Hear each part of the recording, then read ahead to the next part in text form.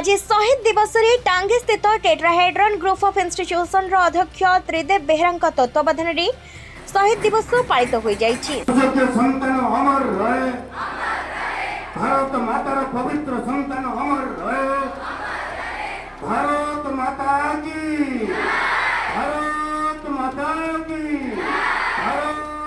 Tridev Behera chairman tetrahedron group of institution Tangi Cuttack. Actually बहुत लोग जानी ना मार्च 23 हूँ शहीद दिवस। टेट्राहेड्रन कॉलेज तरफ आमर यशस्वी प्रधानमंत्री नरेंद्र मोदी जो देइछन्ति वार्ता देइछन्ति जे आम शहीद दिवस मार्च 23 की पालन करुँच जो आम 3 जन वीर योद्धा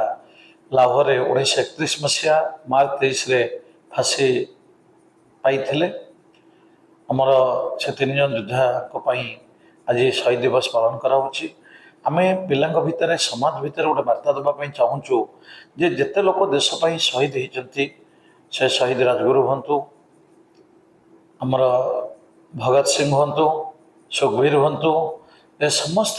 जिते समस्ते कारण से प्रथम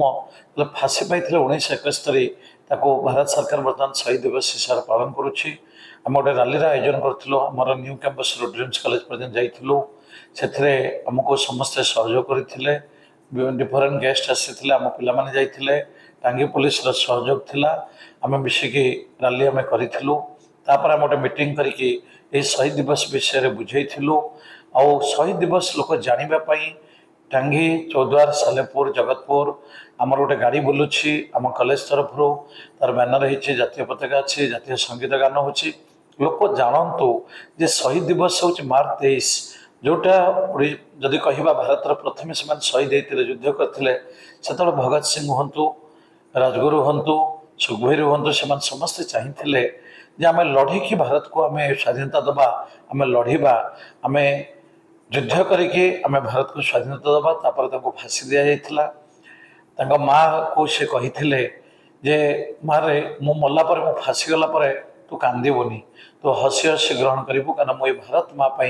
मो निजको जलांजलि दूसरी मो निजे फांसी बरण करुच्ची तेणु यहाँ गोटे क्या बड़ सब बड़ जिनस हूँ आम भारतीय भारत संस्कृति हूँ सबुठ भल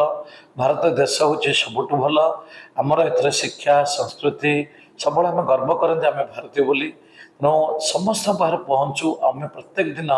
भारत पर गर्व करा उचित मुझे सब गर्व कै जो गोटे एभली गोटे देशर संतान हो जन्म होती भल देश पृथ्वी में ना मुझे शेषर कहि भारत माता की जय वंदे मातरम इनकिलाब जिंदाबाद।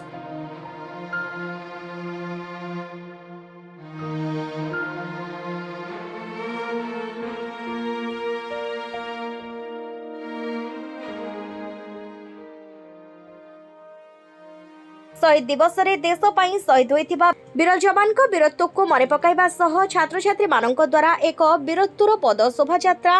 टेट्राहेड्रन न्यू कैंपस रु बाहरी ड्रीम्स कॉलेज पाखरे शेष होइथिला। परी एक सभा कार्य सह छात्र छात्री मध्य विभिन्न प्रतियोगिता होइथिला।